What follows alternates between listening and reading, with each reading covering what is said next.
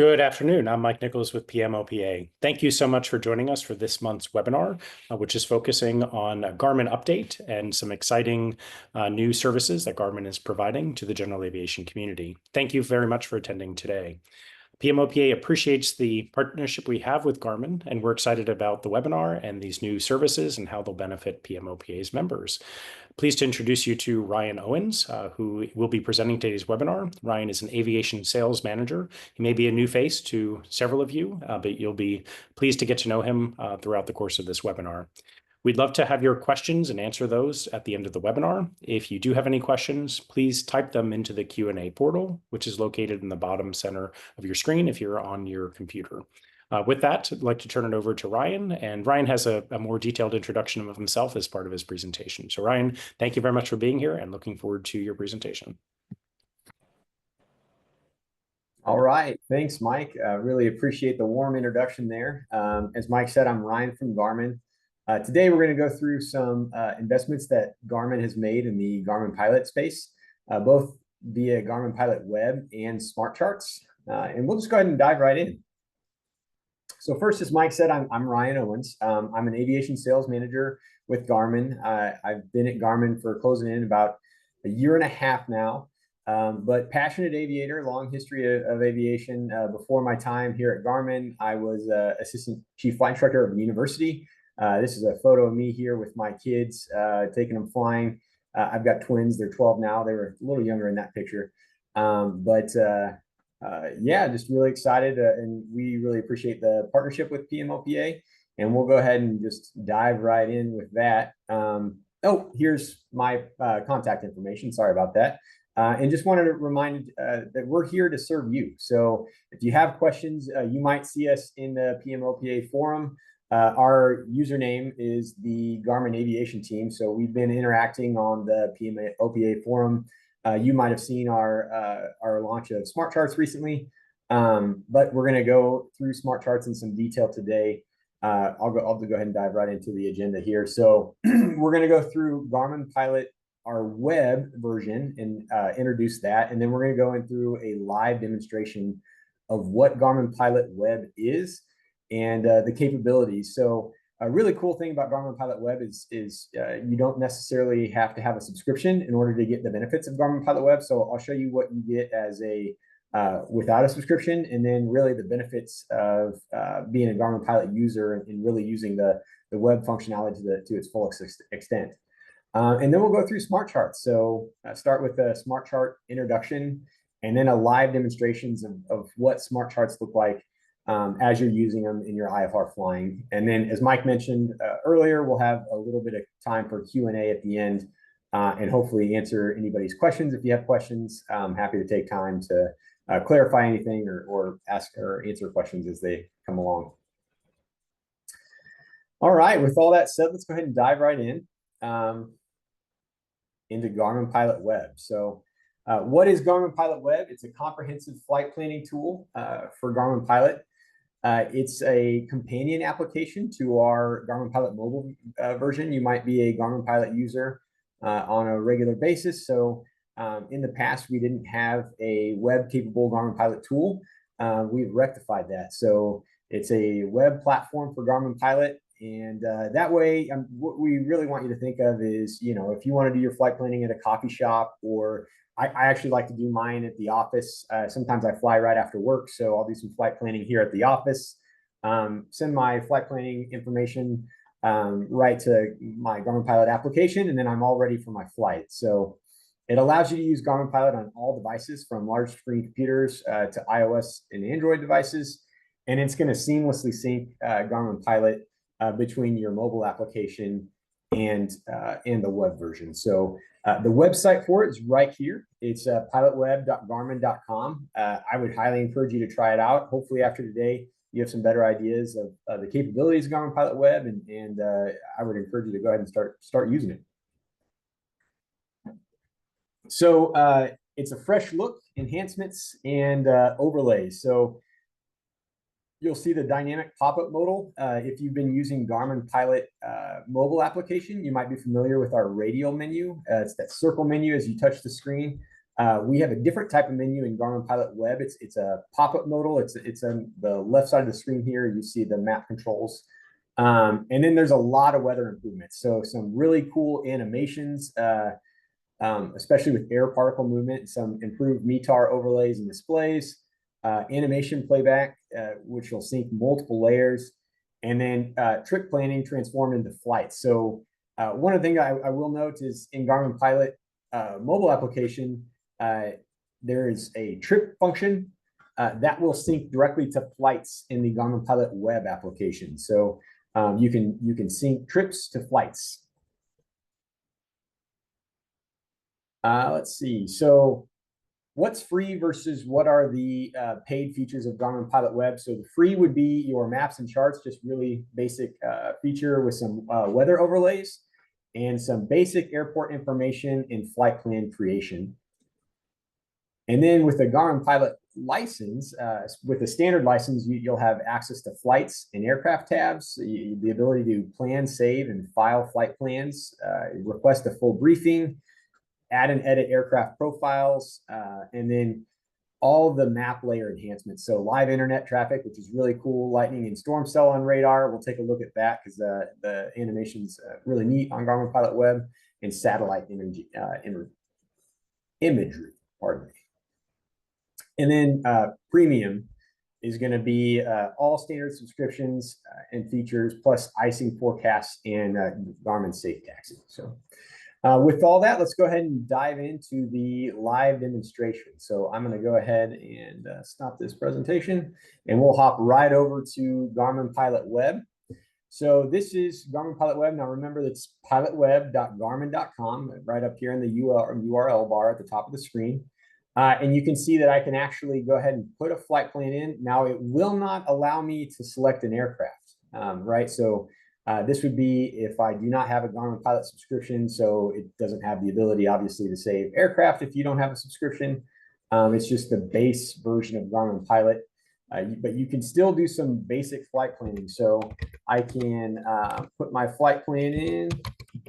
So say I was going to Nashville, and get some basic idea of what that flight plan would look like. I can change my altitude and airspeed and gallons per hour, but once again, it's not aircraft specific. If I go to add an aircraft or create a flight, it's going to trigger the ability to sign into the application itself. But for right now, I want to show you the rest of the free features. So right here at the bottom of the screen, we've got our pop-up modal map that we discussed earlier. And there are a lot of functionality in and of this map itself. So at the very bottom, you have the base maps and charts that the Garmin Pilot web application is built on. So right now we have the topographic map up. So it'll show terrain. If I go out somewhere with some terrain, Midwest is pretty flat. You can see the topographical map. And then I can add an aeronautical overlay on any of the charts on the screen. Oh, my computer's lagging just a bit. There we go. So that's the aeronautical overlay. You can see airspace and airports pop up whenever I hit the aeronautical overlay. And I like to leave that on. So that gives me a lot of extra situational awareness on my airspace and just some various things to keep an eye on the map. And then the base level maps and charts, I can click through as I want to see them. So sometimes I might want to see my street map. I do this if I want to know how close I am to something, or maybe I'm a longtime flight instructor. I guess I didn't mention that at the beginning. So I like to teach, especially my beginning students, what's your proximity roads? And sometimes, on cross countries, they might use a highway or something as a cross country waypoint on their VFR flying. So it's nice to have street maps. Then you're going to have your basic VFR chart. So this is going to be your VFR sectional chart, just a standard VFR chart. As I zoom in, you can see it's just your typical VFR chart, and then IFR high chart and IFR low chart. Okay. And at the beginning of this webinar, one of the big things that I mentioned was all the capability of Garmin Pilot as it relates to imagery. So we'll go ahead and turn some radar on. And you can see it does a really good job of depicting the weather. There's a little bit of storms out today, just kind of in pockets in the Kansas City area. And then at the very bottom of the screen here, I've got this animation playback bar. So if I hit play, it'll show the movement of this radar cell in real, not real time. It's got a slight lag on it, but pretty close to real time. And so you can see it'll show you that radar movement over time. And if I want to know more about what I'm seeing, what is this showing me, I can click this radar button. And it's going to give you a bar to see what type of precipitation that you're getting. So rain is this top bar. It's going to be green all the way to red. Snow is going to be blue, pretty typical for snow. And then a mixed is going to be this red bar at the bottom. I can see composite or I can see base. Base would be like what's hitting the surface. So a couple different options as it relates to what exactly I want to see. When I was teaching a lot of students, especially private students, we did some ground reference maneuvers. So a lot of times I would take a look at the base layer to see what actually was hitting the ground, especially in wintertime. If we had any icing concerns or anything like that, I'd like to know exactly where that precipitation is going to be. And then we have clouds, and I can also show kind of an overview of where that cloud movement is as it goes, layered right on the radar chart there. I'll turn that off. And then I can control opacity. So maybe I've got a VFR chart on,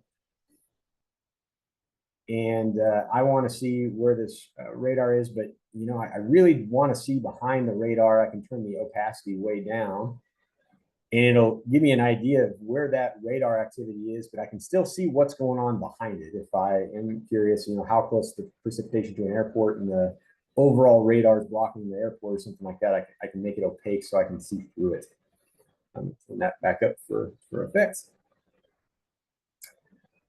Air mets and sigmets. So we've got graphical air mets and sigmets on this as well. So I'm gonna take off my radar and show air mets and sigmets. I'm gonna pull out just a little bit so we can get a better idea, and I'll turn them on one at a time. So you got tropical and volcanic ash. Obviously, not a lot around the Midwest that's tropical and volcanic ash. And I didn't take a look at what the air mets and sigmets looked like today before the webinar.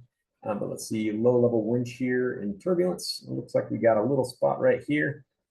Now, if I click on it, it's going to give me some more information about exactly that area that I clicked on. Oh, I might have just pulled that off. Let's see. And it's going to show me more information about what that air met entails if I click on that space. Turbulence. Let's do convection. Let's see what we got as far as convective sigmet is concerned. There we go. Convective sigmet. Let's compare that to radar so we can get a better idea of what's going on there. Hold on one second.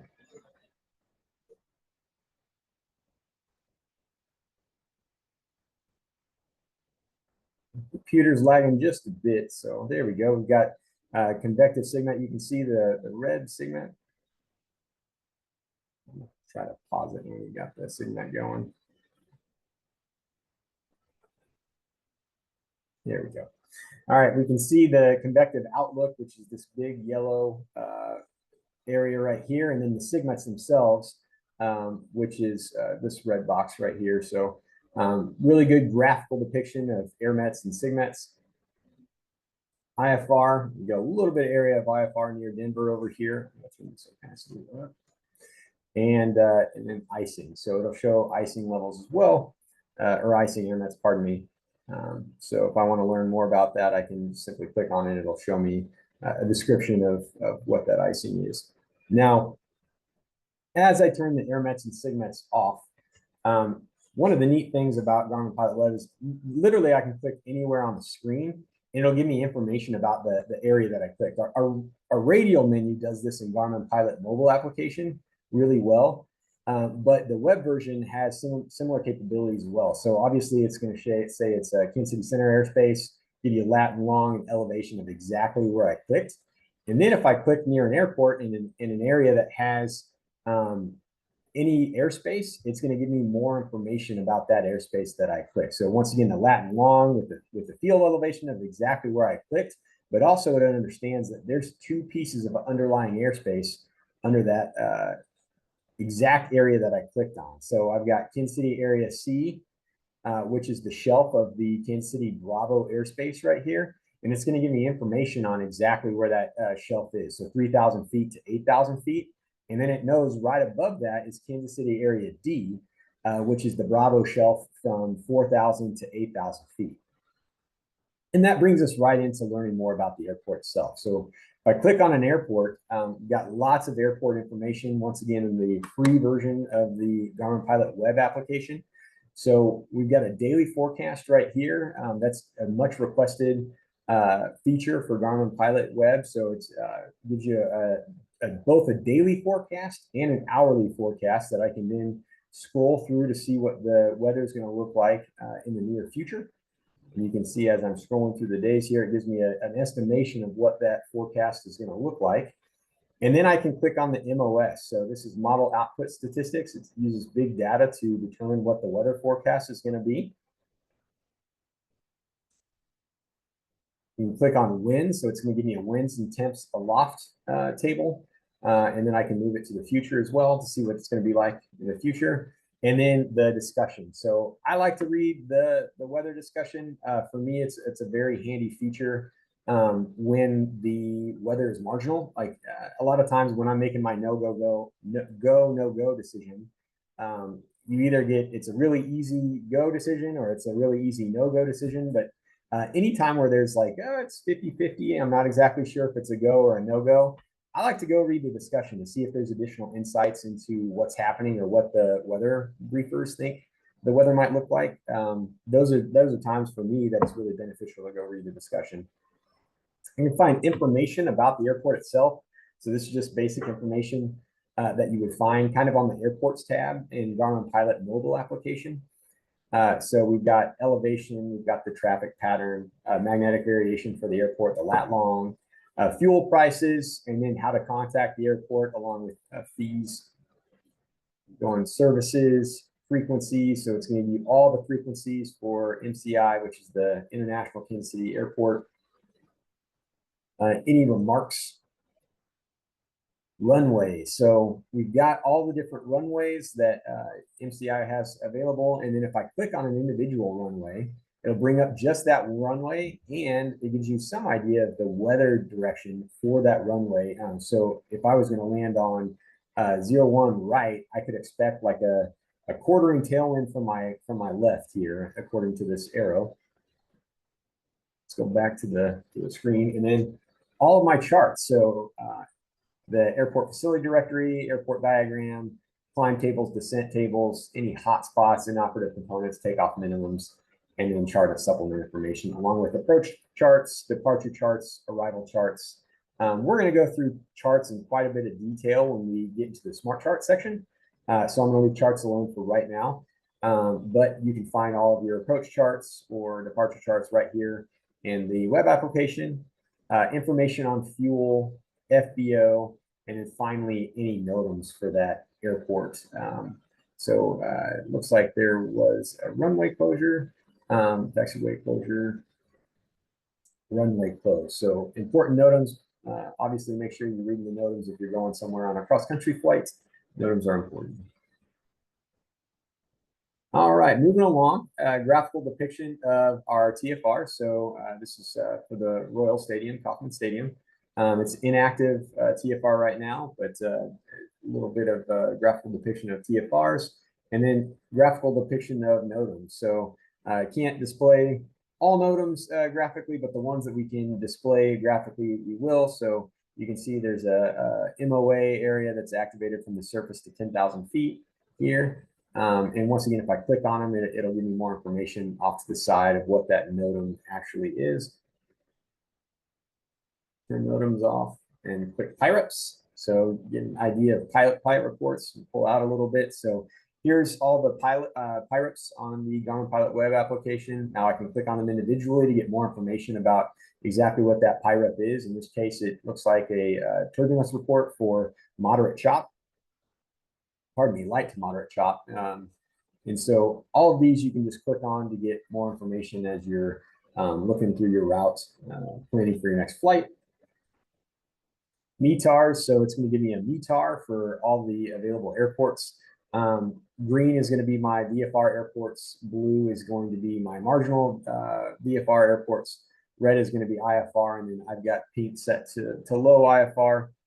So if one of the airports around here is reporting low IFR, it'll be pink as well. So this one's for visibility of 1 mile is why it's saying low IFR there. It also gives you an idea of what that cloud coverage looks like. So few to scattered to broken. There we go, all the way to overcast. So it'll give you an idea as far as filling in this little circle on what that cloud coverage looks like. Winds. Now, this is a really neat feature. Let me turn our winds on. This is our air particle movement. So you can see here, we actually show air particle movement along with the winds. And as I go higher, the wind should be moving faster. So we should see more movement on that air particle the higher we get up. So make it quite a bit higher so we can kind of see these air particles moving a little bit faster. And if I want to know more about, okay, how fast are those air particles moving, because just seeing air particles moving on a map doesn't tell me a whole lot. I've got a gauge right here. If I click on this winds tab, and it gives me a color display to see exactly how fast that wind's moving. So kind of these yellow to orange colors, you can see, we're at 27,000 feet. So this wind here is moving, looks like from about 50 to 75 knots in this area at 25,000 feet, or sorry, 27,000 feet. And then if I find the air particles distracting or something like that, I can turn them off as well. I think it looks really neat. For me, it's a really cool graphical depiction of what the wind is doing. So I can turn that on and off. And then just like the radar, I can set my opacity as well. So I can make it really, really heavy and thick, or I can make it pretty light so I can see right through it to the area below.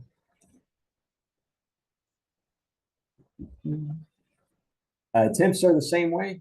We've got graphical depiction of tips, and you can see, once again, I'm up at 27,000 feet, so that's why everything looks pretty cold. I can come back down to get a better idea of what temps are doing lower or higher, depending on what I want to see for my individual flight. And then I've got a color scale right here, so I can get an idea of what that means on the map itself.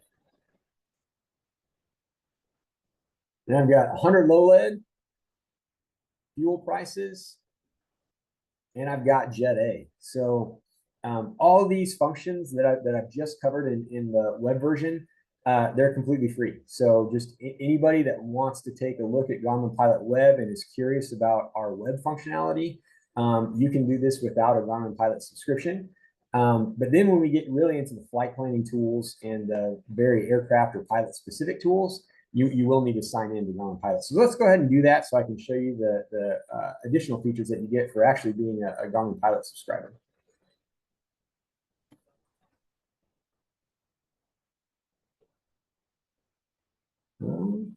I had to sign in there. It didn't sign me in. Give me one moment. There we go.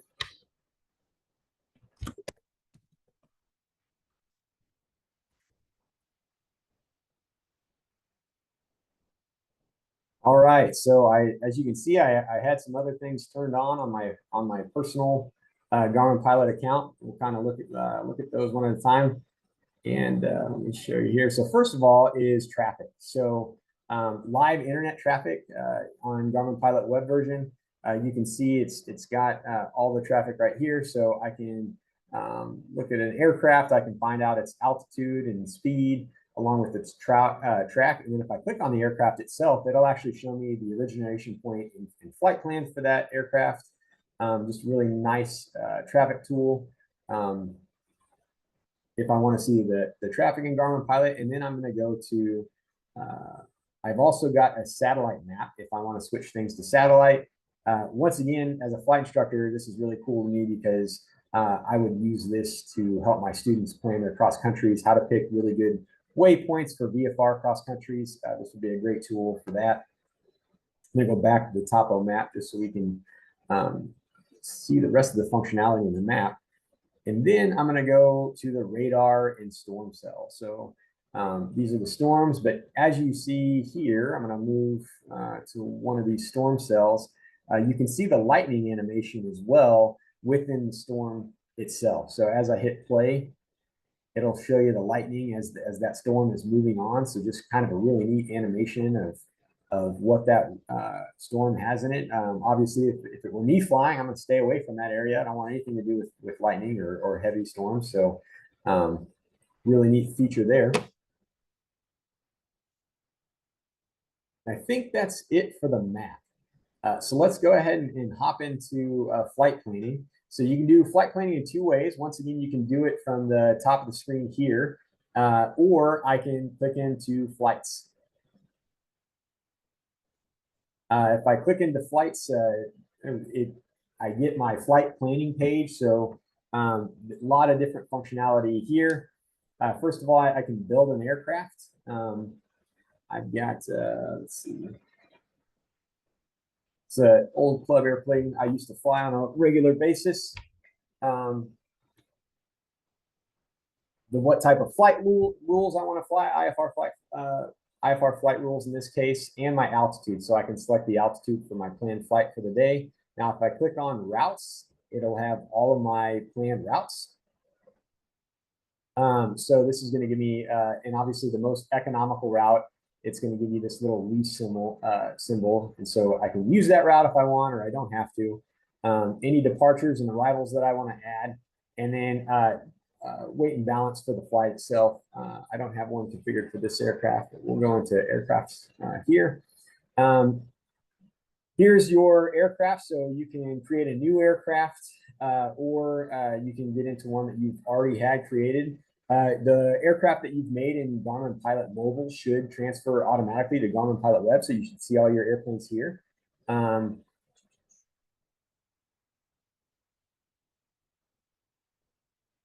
can set up the airplane. Now, some of the aircraft we have preset profiles on the aircraft, so that should have some performance data in here. May not for every airframe. We'll have en route performance and weight and balance, along with load sheets. And I can go back to my flights plan here, and then I can get a really good idea of what that nav log looks like. If I click the nav log function, it's going to give me the nav log for the specific flight. If I want to download it and take it as a paper copy to my next flight, I can do that right here. Then I'm going to click back, and I can get a full briefing. So if I click brief, I've got 3 different options for briefing. So I can do an Outlook briefing if I'm briefing for tomorrow, abbreviated briefing if I already did a full briefing and I am just trying to get an update. Maybe I got delayed or something. I can click on an abbreviated briefing, or I can click on the standard brief. In this case, it wouldn't do that because I said it's in the past here. Let's move my flight up. That way I can give you a better idea of what that briefing was. Hold on one moment. There you go. Didn't like that for some reason.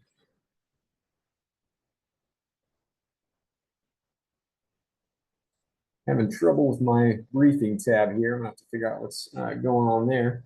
And that is pretty much the functionality of our Garmin Pilot Web application. So some really cool flight planning features. You know, you can see the radar moving. We've got some neat animations. Please, I would encourage you to take advantage of the PMOPA discount and get a Garmin Pilot subscription if you haven't done that already, and use the Garmin Pilot Web feature. Once again, great if you're looking to flight plan in the coffee shop or at your office before your flight. Take a look at this tool. I'd be happy to answer any questions at the end of the webinar. But for right now, I mentioned that we've made several investments into Garmin Pilot. I'm going to get into one more, which is our smart charts. So smart charts is the other piece to our recent additions to Garmin Pilot. Before I get into smart charts, though, I want to talk about the current state of FAA terminal charts. So right here, you can see a terminal procedures publication on the left side of the screen. And on the right side of the screen, you see what a airport diagram looks like today and an FAA chart. So a couple things about FAA charts. These things haven't really been changed in decades and decades, and some of them are cluttered and kind of hard to read. When I was first training for my instrument rating, I actually received a terminal procedures publication. I had to buy one, once every other month in order to stay current.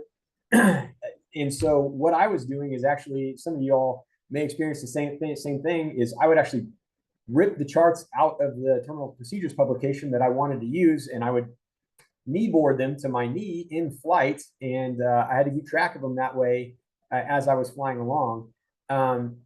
Really, really cool invention was obviously the electronic flight bag, right? So electronic flight bag came along and really made this whole process quite a bit easier. So Garmin Pilot apps and similar apps, you could get the chart right in the application itself.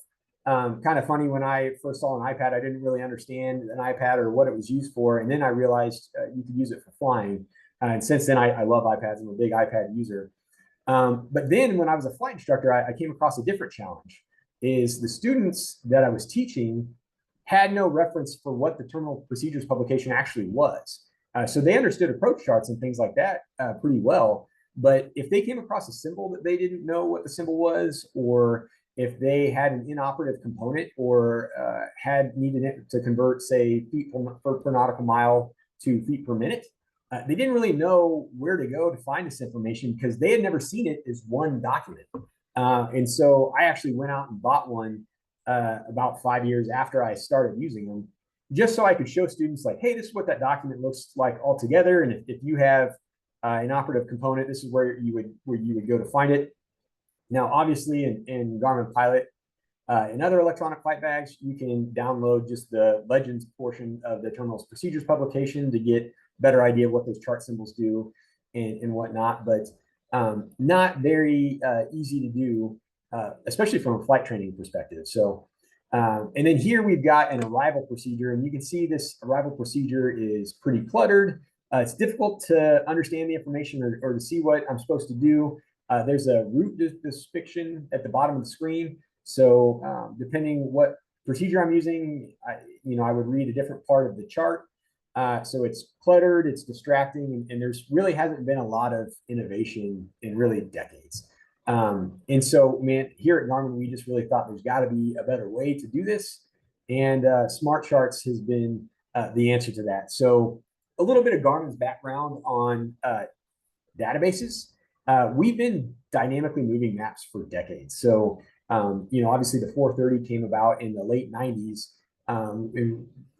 A lot of the tools that Garmin's use, the avionics and Garmin Pilot Mobile, and now the web version, I mean, we've got a moving map. And then that allows pilots to really organize the data as they see fit. And Garmin has received a Type 2 letter of acceptance from the FAA for several different databases. And our procedure designers code this data from the FAA aeronautical data directly. So what I'm saying here is you can trust this data. We've been working on navigation databases for a long time. We have a lot of experience doing this, and you can trust this data in IFR flight. And also, it's perfectly legal to use. We've been working on smart charts for almost a decade, so we wanted to make sure that we got everything right. And we think that we've launched just a really neat product and a better way to use aviation charts. All right, so what are smart charts? It optimizes the flying experience by saving the pilot time, reducing errors, and reducing pilot workload. And we do this by simplifying your chart. And our goal here is to declutter the data, and so it leaves you with the information that's relevant for the flight in front of you. So this should help you increase situational awareness and just get a better idea of exactly what you should be doing in flight. So simplifies and prioritizes information for all instrument pilots and makes this key information easier to understand via quick access buttons on all charts. What are smart charts today? So what smart charts are is we have 4 different types of smart charts. I'm going to start actually from the right side of the screen to the left. Airport diagrams have been simplified quite a bit. SIDS and stars have been simplified. and approaches themselves have been simplified. And I think the best way to show smart charts is to just kind of do a live demonstration. And so I'm going to hop right onto my iPad, and I'm going to show you what smart charts looks like as I'm using it for a real flight. Stop sharing from this screen.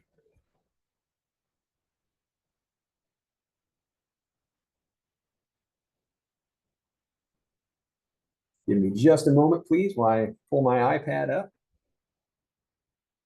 All right, looks like we're good on this front. And, all right, so I've got my screen here. This is the Garmin Pilot web application, or sorry, mobile application. And we're going to create a flight today from, we're going to go from the Las Vegas airport. And we're going to go to Reno, Nevada. Now, there's two different spots that you can find smart charts, okay? You can find smart charts in the airports page. I was looking at the downtown airport yesterday. Right under our chart section. So you can see on my iPad here at the left side of the screen, I've got a toggle bar that I can pick either the regular flight charts or Jeppesen charts if you're a Jeppesen subscriber, or smart charts. That's one area that I can find them. Or if I create a flight plan on our map page, like I've done here, I can find them in the chart section under our binders. So if you create a flight plan, it'll create binders in Garmin Pilot. So we've got one for the origin airport, departure airport. That'd be Las Vegas. Is going to show every chart for that airport, or the destination airport. So in this case, Reno. If I click on Reno, it's going to show me all the different smart charts for that airport as well. And if I have charts that are already selected, and actually, let's go ahead and select them. It's going to show me the charts that I've selected specifically for this flight. So if I click on here, it's going to show me both airport diagrams because I have not selected a chart. But let's go back to the map screen, and we'll go ahead and add a procedure. So if I go back to my map screen, I go to my flight planning tab at the top of the screen, and then right here on the right side of the screen, I've got a procedure button. If I click procedures, I can do select departure, and it's going to give me a bunch of different departures. And you know, obviously, maybe I'd have to wait for my clearance to get what departure. But if I wanted to see it on a map, I can click simply see on map, and it's going to graphically show me all of those departures on the map itself, which is a really cool function. But in this case, we'll pick the Joker 5 departure. And we'll go 19 left, and we'll go to the Kino transition. And that will add it to the flight plan under the binder. So if I go back to my binder for my flight plan, now they've added the departure right into there. I can click the departure. It's going to reset my selections, which is fine. And this is a departure chart for the Joker 5 departure from Las Vegas airport. Now, anytime that you want to see the regular FAA chart, I can simply click this arrow button at the top of the screen here. Right there on the top right, I've got this, we got one arrow going left and the arrow right below it is going right. If I click that, it's going to show me my regular FAA chart. And you can see this is a lot more cluttered than what we have as far as a smart chart. The smart chart is much simpler and really only shows you the route that we're using. And everything is geo-referenced. So right here, it's going to show you the MSA right there on the chart. So this is the scale, it's accurate. And we do this little gray circle as well in the middle of the screen that it's going to point out the airport. So sometimes on your typical departure chart, it's kind of hard to determine exactly where the airport is at on the chart. We circled it in gray just so to make it really obvious on the chart itself. And then we've got all of the different waypoints. And you'll notice if I zoom out, I'll lose some information on some of the waypoints as I'm moving along. So here, the names of the waypoints are gone. But some of that information I wanted, right? So if there's a restriction associated with a waypoint, either an altitude restriction or a speed restriction, if I zoom out to the point where that name is gone, I still have its color code. So the altitude restriction is going to be in cyan, and then the magenta color is going to denote a speed restriction. And if we have both restrictions, it'll actually show a multicolor waypoint. So you can see this waypoint here is both cyan and magenta. That's noting that it both has an altitude restriction and a speed restriction. So if I zoom in, it's going to show me exactly what those restrictions are. For the Cougar waypoint, it's going to have an 11,000 foot ceiling and under 250 knot speed restriction. Anytime that you're using smart charts, you want to start at the top left of the screen and you want to work from left to right. So first of all, on my aircraft type, it's got aircraft all. There are some departure charts that are specific to jets. You could drill down on that if you wanted, if you're flying a jet. But in this case, this departure chart does not allow you to denote that or choose that. I can pick what runway that I'm flying from, and then what transition I wanted. So if I wanted to go the Joker transition instead of the Kino transition, I could click that right there. And then any details that I want. So this is going to be the full depiction of the smart chart itself. It's going to tell you the departure name and what airport it's coming from. What is the required equipment to fly this departure? What are the communication channels for the frequencies for the departure? And then it's going to walk you right through that route along with top altitude. Transition altitude is going to show you any general notes or takeoff minimums that are associated with that runway. So obviously I have runway 19 left selected. So it's not going to show me all of my runway minimums. It's only going to show me what's relevant to the flight that I'm flying, the mission at hand. So it's going to show me takeoff minimums for 19 right and left. Minimum safe altitudes can tell me 13,200 feet within 25 nautical miles of the Las Vegas airport. And that climb gradient table that I mentioned earlier that converts feet per nautical miles to feet per minute, they're going to be right here at the bottom of the screen that you would typically find in the terminal procedures publication. Backing out a little bit, I can take a look at the entire departure, and I can look at comms right here. So I've got comms if I need, and routes, right? So I get that textual depiction of the route right there at the click of a button as well. Let's go back to the airport diagram. So this is going to be the airport diagram for the Las Vegas airport. I'm going to zoom in a little bit so you can get a better idea of kind of what this looks like. And once again, the goal is to simplify what you're seeing. So some of the extra information that you would typically find on the airport diagram, it's all there, but you may have to click around to find exactly what you're looking for. Enhanced runway markings are right there on the screen, and taxiway markings are there as well. So as I'm taxiing along, I can find out exactly what I'm looking for. And then a hotspot right at the bottom of the screen. If I want to know more about that hotspot and what it is, I can click on details, and there's hotspot information right here. We're going to go through this details page here in just a minute, but I want to go back to the chart itself to go through a couple more items. It's got all the taxiway markings, obviously, as I mentioned already. And let's see. And then we have our wind flag as well. So windsock as well. So that's exactly where I could expect it on the airport. All right, now that we've done that, let's go ahead and look at some of the details on that airport diagram. So we've got all of the, we've got the airport name at the top, along with airport information right under it. So we've got the ground frequencies, tower frequencies, departure frequencies, some general information of the airport, what type of airport it is, what's the elevation, magnetic variation coordinates, hotspot information. We've already talked a little bit about hotspot information, so it's going to tell you exactly why that's a hotspot and what we should be looking for. Transition levels and altitudes, any caution notes, and then general notes of the airport, and then operational notes down below that.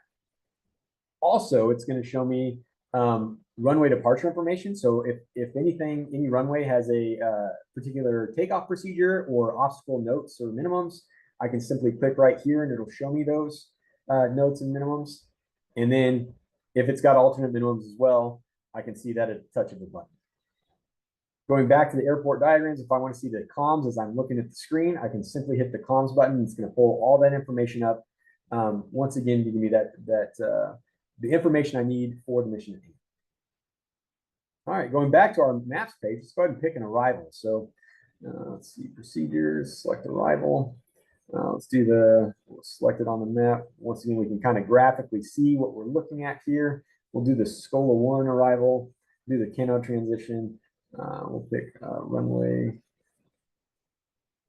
We'll go back to that runway here in just a minute. Charts. Back to my charts page, I'm going to pick this arrival. And you can see on this arrival, we picked the Keno transition. We've got a runway selected. I can select a different runway, 17 left if I wanted.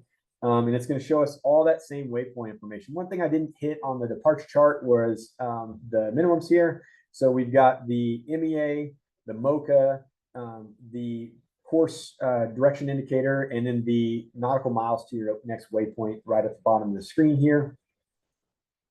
And then there's a little bit more restrictions for these waypoints. So you can see they're color coded as well.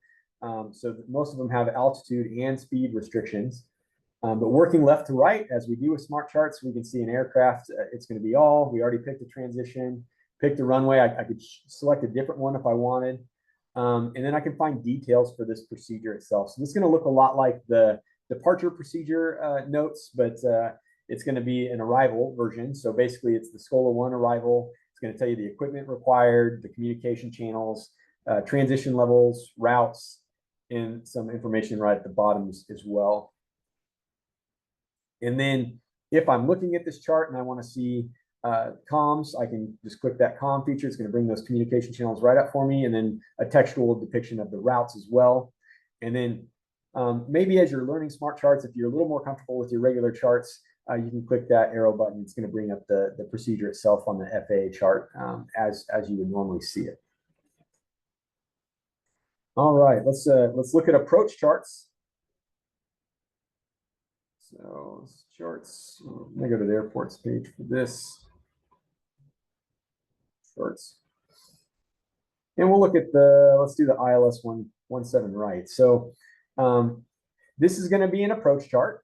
You can pick the type of approach that you're going to fly. So in this one, it's going to show you ILS minimums. And then I can make adjustments to my minimums right here on the screen. So let's say there's inoperative components that are potentially going to impact my decision height or decision altitude.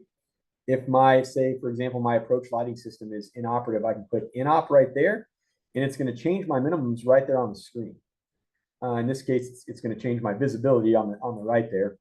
It's going to default to category B, but you can choose another category if you fly another category. And you can make anything that's going to affect your minimums is going to be selectable right on the screen right here. And then once I select out of that, I can see from working from left to right, I've got a category B approach. It's going to show me my DA or DH at 4,915 feet and my required visibility for the approach. I can pick a transition, so it can be this transition, or I can pick vectors to final if I wanted to do that. And then any details about the approach itself. So this is going to be the approach name, the ILS Yankee runway 17 right, any equipment that's required, restrictions, all my communication information, and then general details about the approach itself, and then my missed approach procedure. So it's going to outline the entire missed approach procedure, both textually and graphically, along with transition level and altitudes, and then general notes as well. And this button right here, if I go to a horizontal view of the chart, I can only see the plan view or the profile view. And I can simply scroll back and forth by clicking this button right here. But if I'm in portrait mode, I can see both at once. So both the plan view and the profile view are georeferenced, so you'll be able to see your aircraft right there on the screen. Really just an extra situational awareness tool, so you know exactly where you're at. If I want to reset any changes that I made to the chart, so let's say in this case, we had that inoperative component that we selected, and I want to reset that, I can simply hit this reset button, and I can do restore all defaults, and it's going to restore the chart back to its normal version. So any changes that you make to a smart chart will be retained for 12 hours. And then after 12 hours, it'll simply ask you, do you want to continue to retain this change or not? Now, in some cases, there might be NOTAMs that affect your minimums. For the NOTAMs that affect minimums for an approach, we actually don't have that. We don't have the ability to put that into our minimum selection screen.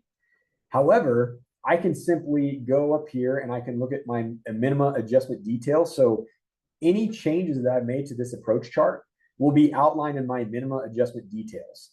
So it'll show me exactly how much I've adjusted my minimums, and I can then go back and apply that to my the NOTAM minimum if there's a different NOTAM minimum than the chart default for the chart itself.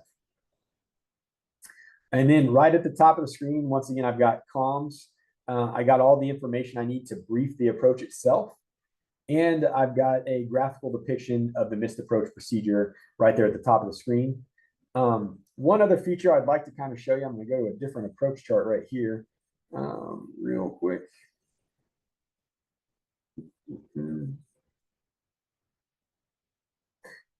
I'd love to show you how it depicts circling minimums. So I'm going to go to minimums and I'm going to go to circling. And you can see right here, it actually depicts circling minimums right on the chart itself. So you see this gray area that's on the left side of the field. That is a circling minimum. And then downtown Kansas City, you're not able to circle on the east side of the field because the Kansas City buildings that are right there. So that's actually depicted in yellow, like letting you know, hey, you cannot circle to the east side of the field. I mentioned that you can see exactly what the route is doing on the screen graphically, but I failed to mention that this orange depiction right here is the entire missed approach procedure. It'll always be denoted in orange in an approach chart for a smart chart itself. All right, so that brings us back through all four of our smart chart types. I'm going to get out of this screen real fast. And I'm going to go back to my I'm going to go back and share it from my regular screen over here. One moment, please.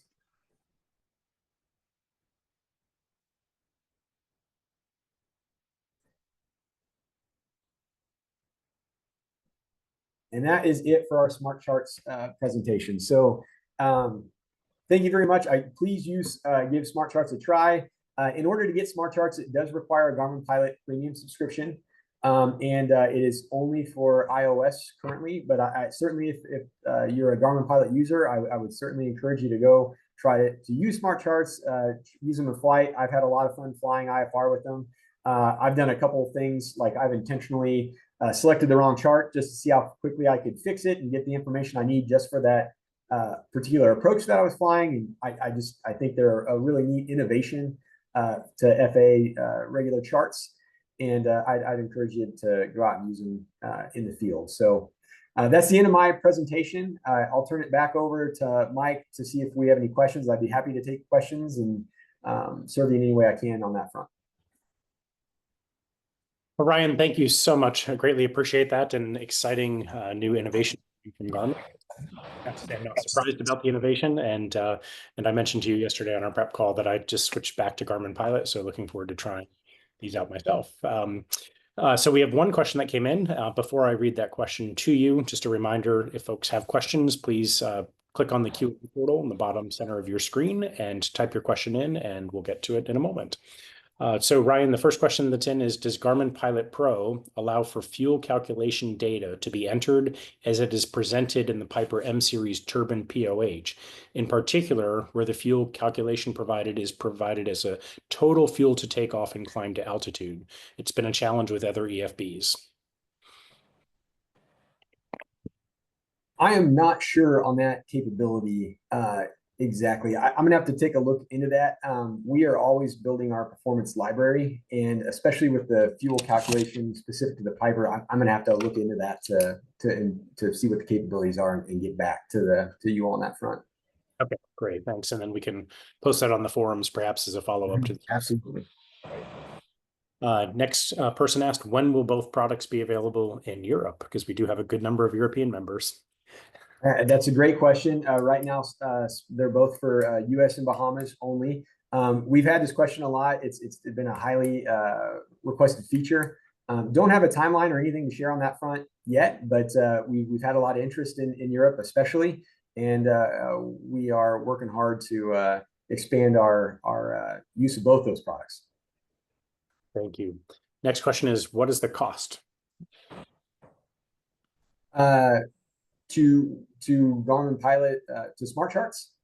Mhm. So the rough cost of Smart Charts, if you want to be a Garmin Pilot premium subscriber, it's about $200. Now, remember, with the PMOPA, we do have a 10% discount through PMOPA. I know there's been some discussions on the discount on the forum itself. So it would be 10% off that rough cost. Thank you.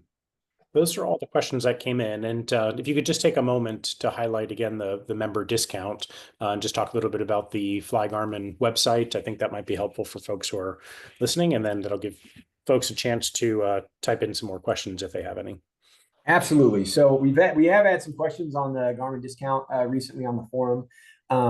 In order to take advantage of the discount, you have to have for databases, it's one of three options. So it's the US standard plus flight charts 1-pack, or the Americas standard plus flight charts 1-pack, or the Europe standard plus flight charts 1-pack.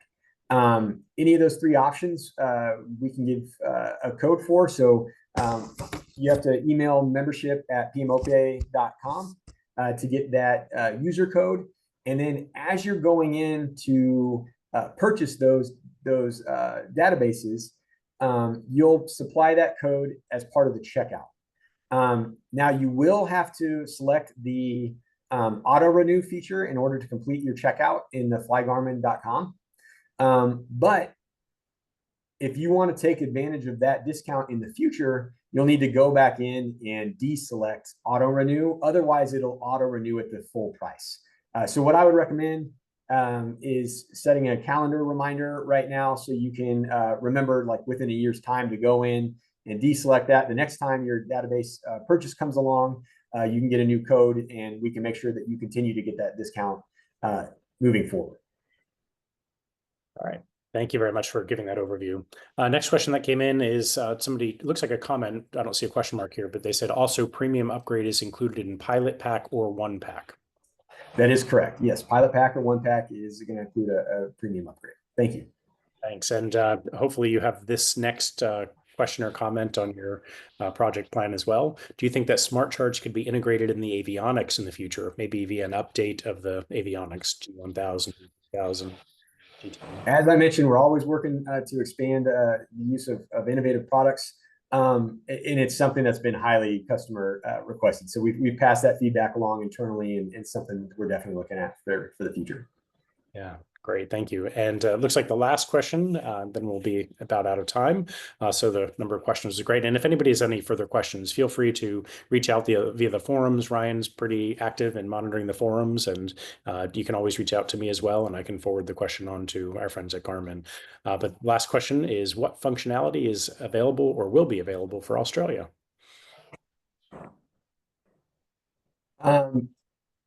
What functionality are available? So neither of the things that we discussed today are available for the Australian market. Unfortunately, the Garmin Pilot Web and Smart Charts are both US and Bahamas. Yeah, unfortunately, I don't have too much more to share on that front. Like I said, we're always looking to expand our footprint on this front. Hopefully that'll be on the list of things to include for our members. Absolutely. Well, Ryan, thank you again for the presentation. Great to see the innovations coming from Garmin. Excited to be using them when I get to fly next, when my plane's done with its avionics upgrade. And thank you all for attending today, and look forward to seeing you on future webinars. We have some coming up in July and August. We're going to take September off due to the PMOPA convention. And then I'd love your ideas for webinars for October, November, and December. So feel free to contact me with any ideas you have for future webinar topics. Everyone have a great day. Thank you again for participating. And thanks, Ryan. Appreciate it very much. Take care. Thanks, Mike. Thanks all.